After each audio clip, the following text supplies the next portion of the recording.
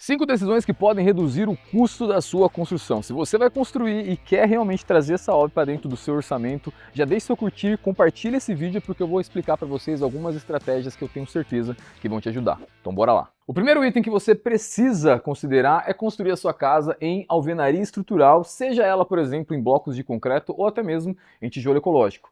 Isso porque toda vez que eu trabalho com alvenaria estrutural, eu estou reduzindo alguns itens que são os principais vilões, vamos dizer assim, da nossa construção e dos custos de uma construção. E quando eu falo esses vilões, eu estou falando principalmente de concreto e aço. Quando eu trabalho com uma casa em alvenaria estrutural, e nós estamos em uma casa em alvenaria estrutural, o que vai acontecer é que toda a estrutura dessa casa, ela fica dentro da onde? Ela fica dentro das nossas próprias paredes. Então com isso, eu não tenho pilar, eu não tenho vigas, certo? O que eu vou ter é uma parede estrutural que vai fazer todo esse trabalho necessário estruturalmente para essa casa se manter em pé, vamos dizer assim, ok? E quando então eu trabalho dessa forma, o que vai acontecer? Vamos supor nesse cômodo aqui que eu estivesse trabalhando com uma casa em estrutura convencional. O que aconteceria é que provavelmente nesse canto aqui eu teria um pilar, certo? E esse pilar, ele poderia ter, não sei, ele poderia ter 20 por 30 ou algo assim. Eu teria esse elemento, certo? Fechado de 20 por 30 com uma estrutura de aço por dentro e o concreto sendo preenchido, né? Desde baixo até em cima, normalmente uma casa com cerca de 3 metros de altura de pé direito, certo? Então eu teria todo esse elemento de preenchimento. Muito concreto, muito aço. Quando eu trabalho com uma casa em alvenaria estrutural, isso muda por quê? Toda a parede está fazendo o seu papel estrutural. Então, ao invés de eu ter um elemento, né, um pilar ou uma viga passando por cima, todo em concreto armado, eu vou ter esses blocos onde eu tenho dentro dessa alvenaria o que a gente chama de pontos de grout, que são vergalhões, barra de aço, enfim, subindo dentro de cada um desses blocos, certo? Fazendo a estrutura da parede como um todo, ok? Para você entender um pouco mais como isso funcionaria, é como se eu tivesse pequenos pilares dentro, certo? Pequenos pilarzinhos dentro dessa alvenaria. Não tem a mesma função de um pilar, é só para você entender mais ou menos o que eu estou querendo dizer. Então com isso, não vou ter o que na minha obra? Eu não vou ter formas de madeira, por exemplo, que normalmente tem um custo alto. Eu vou ter uma redução significativa em relação ao concreto. Por quê? Porque nesses pontos de grout eu estou falando de preencher aquele buraquinho do nosso bloco de concreto muitas vezes. E esse preenchimento, eu tenho um volume pequeno de concreto e também uma quantidade, né, uma quantidade de peso de aço também menor. Jonathan, você está querendo dizer então que eu preciso toda vez considerar a alvenaria estrutural? Isso vai depender como? Vai depender principalmente também do seu projeto. Isso porque a gente pode até ver nessa casa aqui mesmo que se eu estou pensando em redução de custo, a alvenaria estrutural, já colocando algumas porcentagens para vocês, vai reduzir meu custo em cerca de 20, 30% em relação à minha estrutura, porque como eu disse, a gente está economizando muito em concreto e aço. Mas dependendo do layout da sua casa, o que nós temos aqui nessa casa? Eu tenho esse lado que a gente acabou de sair de lá, que é todos os quartos da casa, então eu tenho ambientes pequenos, ambientes de 4x4, ambientes de 3x5, são ambientes menores que eu consegui trabalhar 100% com alvenaria estrutural. Porém, quando eu venho para essa parte da casa, vocês estão vendo o tamanho dessa porta que eu tenho por aqui? Essa porta que eu tenho por aqui, ela tem 7,40 m, ou seja, toda vez que eu tenho um vão, né, muito grande, para eu vencer esse vão, então um vão aqui de 7,40 m, eu não consigo fazer isso na alvenaria estrutural. Então aqui, nesse local da casa, para conseguir criar esses espaços mais amplos, né, a gente utilizou assim o quê? Um sistema misto, onde eu tenho alvenaria estrutural lá, e aqui eu tenho também como se fosse uma estrutura de pilar subindo nessas duas laterais da parede, certo?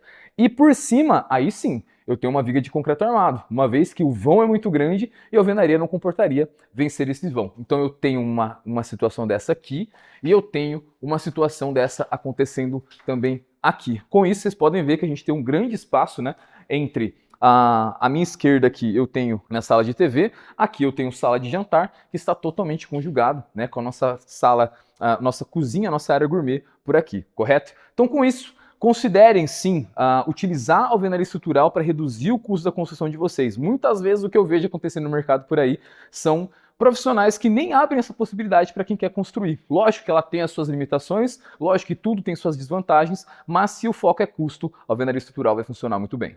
Nosso segundo item que a gente vai precisar verificar e pensar, principalmente em conjunto com os profissionais que vão fazer a parte de projetos complementares, principalmente estrutural, é o tipo da fundação. Isso porque A fundação, muitas vezes, o que eu enxergo nos orçamentos que eu faço por aí é que existe uma industrialização, talvez, ou um mercado onde as pessoas tentam fazer sempre a mesma solução e muitas vezes essa mesma solução de fundação, ela cabe para um projeto X, mas não cabe para um projeto Y. O que eu estou querendo dizer com isso? Estou querendo dizer que muitos projetos chegam para mim, por exemplo, com um tipo de fundação, por exemplo, que é o sapata isolado. Então, só para a gente começar a definir aqui rapidamente, quais são os principais tipos que eu enxergo, que eu vejo chegar para mim em projetos complementares de fundação para as obras residenciais? Normalmente, estaca escavada, que é o melhor dos mundos, eu vou explicar o porquê, sapata isolada e hélice contínua, certo? Então são tipos diferentes de fundações. O que acontece é que, muitas vezes, esse projeto ele chega com essa solução de sapata isolada, mas existiria a possibilidade de fazer estaca escavada. E isso não é colocado na mesa, certo? Eu já tive uma situação, lógico que era uma casa um pouco maior, uma casa de 400 metros quadrados, onde chegou a solução para mim de sapata isolada, que é uma fundação que ela demanda mais tempo, porque a gente vai ter que abrir, né, grandes elementos de fundação, a gente tem que abrir isso muitas vezes de uma forma mecanizada e depois a finalização manual, a gente escava tudo isso, então depois para fazer as formas de madeira, toda a questão da parte da mão de obra, é tudo muito mais demorado do que, por exemplo, uma fundação onde eu faço isso de uma forma totalmente mecanizada. Uma perfuração, por exemplo, onde depois eu só concreto essa estaca, ok? E ela já está pronta, que seria a nossa estaca escavada. Então eu já vi chegar para mim projetos onde a solução estava em sapata isolada e não houve um pensamento ali do pessoal de projetos complementares de buscar a melhor solução para esse cliente. Mas na hora que chegou até mim, que eu vi que era uma solução diferente do que normalmente a gente utiliza nas residências, que grande parte é estaca escavada, eu questionei. Então eu falei assim, viu, por que a gente não trabalha aqui, por exemplo, a gente tenta trabalhar com estaca escavada? Uma vez que, ao ver o relatório de sondagem, eu notei que a profundidade onde a gente encontrava água nesse terreno era uma profundidade até considerável, ou seja, eu conseguiria fazer uma perfuração de estaca antes de chegar nessa água, ok? E não fazia muito sentido para mim estar utilizando sapata isolada. Enfim, ao questionar isso, ao conversar com essa equipe, lógico que essa equipe, né, uma equipe parceira nossa, entendeu também a minha sugestão, foi feito um novo projeto. E nesse novo projeto, para uma casa de 400 metros quadrados, a gente conseguiu uma economia de 21 mil reais. Então, por isso, é muito importante a gente analisar se o tipo de fundação que está sendo aplicado para vocês realmente é a melhor solução. Jonathan, eu fiz a minha sondagem de solo, que todo mundo tem que fazer, não tem para onde correr. Eu fiz minha sondagem de solo, então meu estudo do solo para entender qual que vai ser o tipo de fundação, e com 2 metros, com 3 metros, eu encontrei água. Aí não tem muito para onde correr. Aí realmente a gente tem que trabalhar normalmente com um tipo de fundação onde eu preciso fazer o quê? Uma perfuração normalmente e um preenchimento de concreto ao mesmo tempo, que é a nossa hélice contínua. Aí sim, é uma fundação um pouco mais complicada, mais cara, mas aí nesse caso quem demanda isso é o tipo de solo e o que está acontecendo ali por baixo. Então na hélice contínua, como eu vou encontrar água, eu não tenho para onde correr, eu tenho que trabalhar com essa solução. Jonathan, você não citou o radier. Radier também é possível, radier também a gente pode estar utilizando e muitas pessoas, né, dependendo do tipo de solo, conseguem utilizar essa solução, mas eu deixo um adendo aqui. O radier é algo que no mercado eu venho enxergando que o que aconteceu é que as pessoas acabam induzindo quem não é do nicho de construção, da área de construção, achar que essa questão do tipo de fundação você pode escolher e você não pode escolher. Quem vai determinar o seu tipo de fundação é o seu solo. Então radier sim, é uma fundação simples, é uma fundação mais barata, porém não é qualquer um que pode fazer. Vai depender mais uma vez do estudo de solo para que você possa determinar qual que vai ser. Jonathan, quais são as mais baratas? Radier sem dúvidas sai na frente, mas não é normalmente tão fácil assim de utilizar e logo em seguida estaca escavada. A mais utilizada nos projetos que eu executo hoje, disparadamente, é estaca escavada. Então para mim é a melhor solução. Nosso terceiro item será ter um projeto executivo. E quando eu falo executivo, eu falo principalmente de interiores. Jonathan, mas tem muito projeto, eu já estou perdido em todos os projetos que a gente precisa ter. Normalmente a gente vai ter o quê? Nosso projeto arquitetônico, que é a base para tudo. Depois disso a gente vai ter os projetos complementares de engenharia, que são os principais. Elétrica, hidráulica e o estrutural, que a gente acabou até falando bastante sobre ele. E por fim, eu sempre indico a gente ter o projeto executivo de interiores. Isso por quê? Porque o projeto executivo de interiores ele vai trazer muita informação que você vai precisar no momento da execução, ok? E com isso, quando a gente tem essas informações definidas, fica mais fácil de eu conseguir, né, a gente deixar isso tudo pronto para quando for a executar essas definições. Então, por exemplo, aqui eu estou numa cozinha. A cozinha, pessoal, é o local onde a gente tem mais informação normalmente dentro de um projeto. A gente tem muita informação. Porque, por exemplo, aqui a gente vai ter uma bancada, certo? Eu vou ter uma bancada aqui e eu tenho normalmente os meus pontos elétricos aqui. Então aqui eu vou ter uma torre quente, aqui eu vou ter um ponto elétrico onde eu vou ter minha geladeira, aqui eu tenho um ponto elétrico onde eu vou estar utilizando, por exemplo, algum circuito específico, pode ser uma air fryer, pode ser algum outro tipo de equipamento. E depois disso, a gente vem para a parte hidráulica, certo? Normalmente numa cozinha eu vou ter o quê? Eu vou ter ponto de água fria, ponto de água quente. Eu vou ter a parte de esgoto.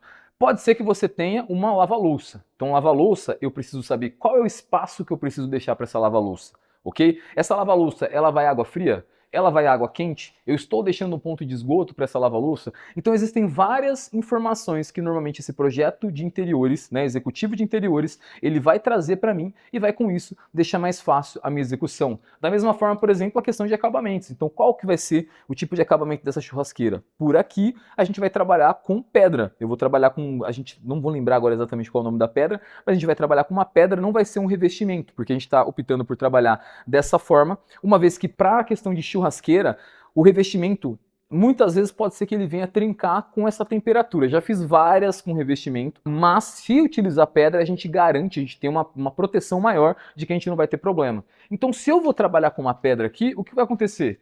Essa espessura que vai ficar aqui depois, na hora que eu vim fazer o acabamento, ela vai ser uma espessura maior do que se eu fosse fazer, por exemplo, um revestimento. Então, hoje, ela está rebocada. Se eu fosse trabalhar, por exemplo, com revestimento, eu ia ter 0,9 centímetros, né? Normalmente a gente tem de revestimento, 1 centímetro, eu ia ter a minha argamassa, então isso aqui ia crescer cerca de 2 centímetros, 2 centímetros e meio.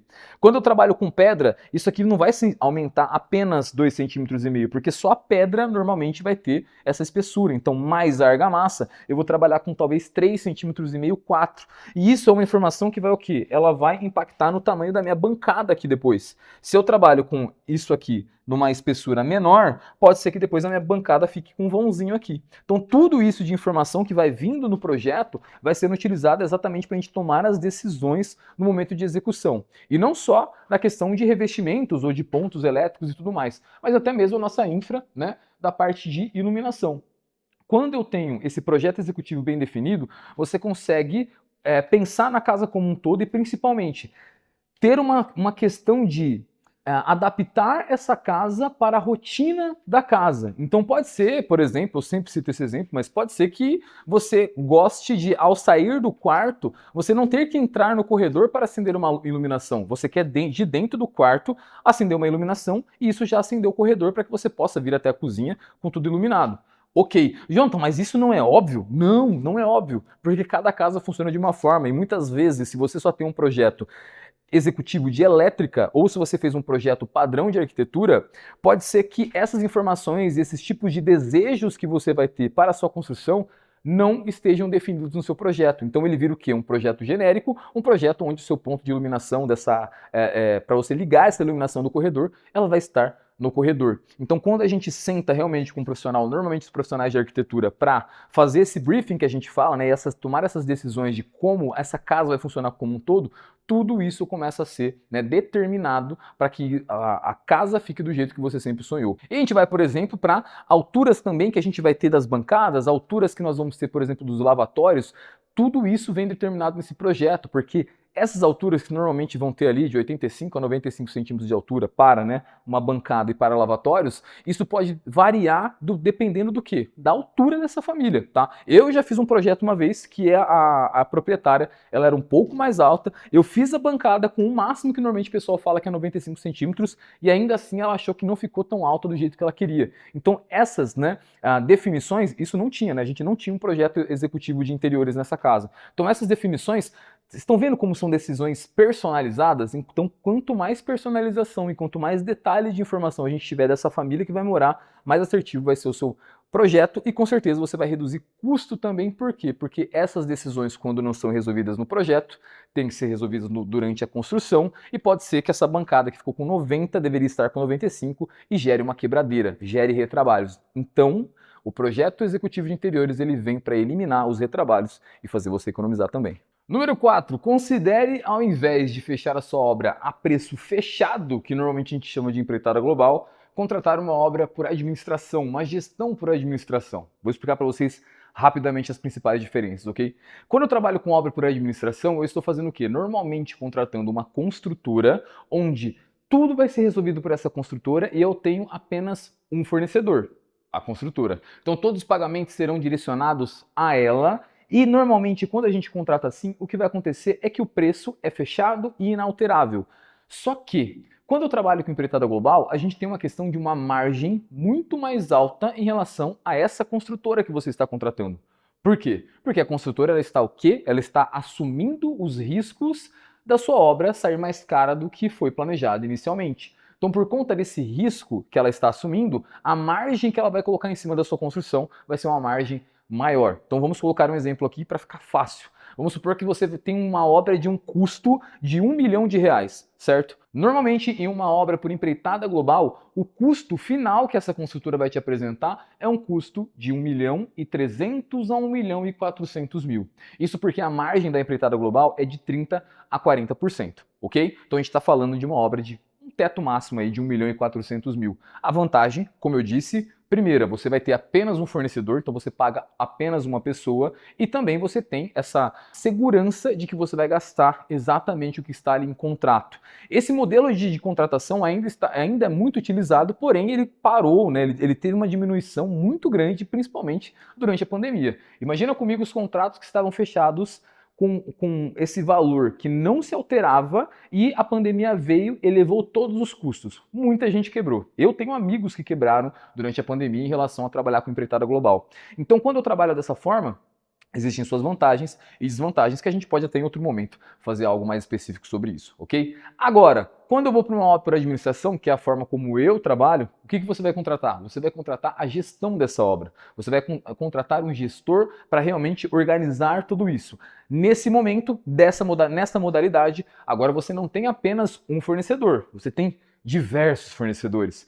Isso por quê? Porque você estará pagando diretamente cada um desses fornecedores, ou seja, você não vai pagar apenas a construtora, você vai pagar todos esses fornecedores e o gestor você vai pagar apenas o trabalho de gestão dele, ok? Só que qual que é a principal diferença? A principal diferença é que quando a gente trabalha com uma obra por administração, essa margem que nós temos, né, a taxa de administração, ela varia na verdade de 10% a 15%, é uma média de mercado, tem pessoas que cobram menos até, tem pessoas que cobram um pouco mais, mas eu particularmente nunca vi, por exemplo, obras por administração a 20%. Normalmente fica nessa faixa de 10 a 15. Vamos fazer um comparativo? Obra por administração, o mesmo custo de obra, R$ 1 milhão. Por administração, você vai gastar 1 milhão mais 150 mil.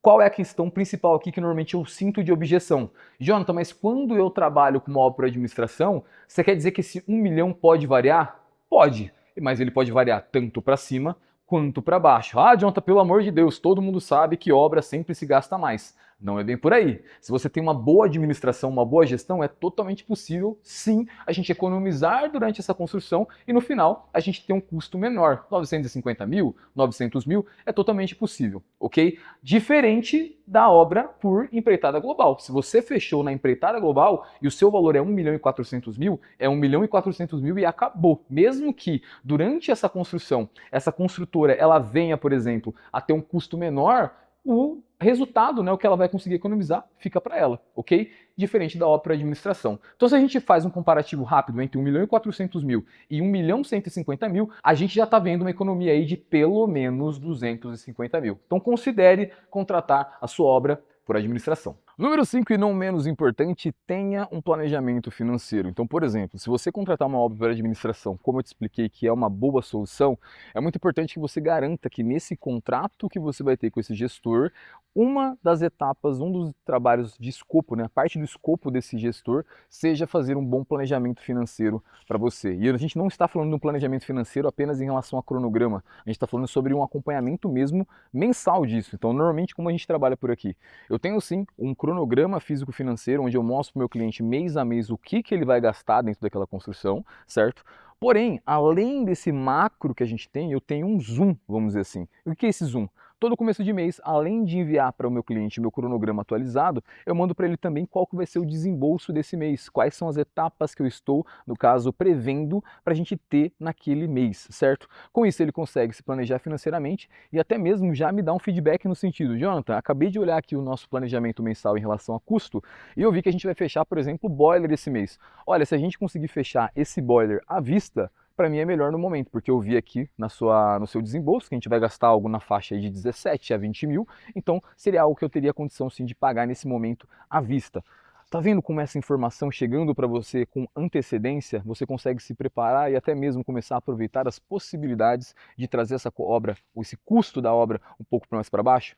Cada pedacinho, cada detalhe desse que você vai fazendo, vai conseguindo trazer, ter essa informação para que você possa saber qual que é o seu próximo passo, vai fazer diferença lá no bolo final da obra. E mais uma vez, quando eu trabalho com obra por administração, é totalmente possível com esses pequenos passos a gente ir reduzindo essa construção, colocando ela dentro do orçamento e chegar lá na frente ter um bom resultado. Essas foram as 5 decisões que podem fazer você reduzir o custo da sua construção. Agora diz pra mim, aqui nos comentários, qual delas você vai aplicar na sua construção. Deixe seu curtir no vídeo, se inscreva no canal e a gente se vê no próximo vídeo.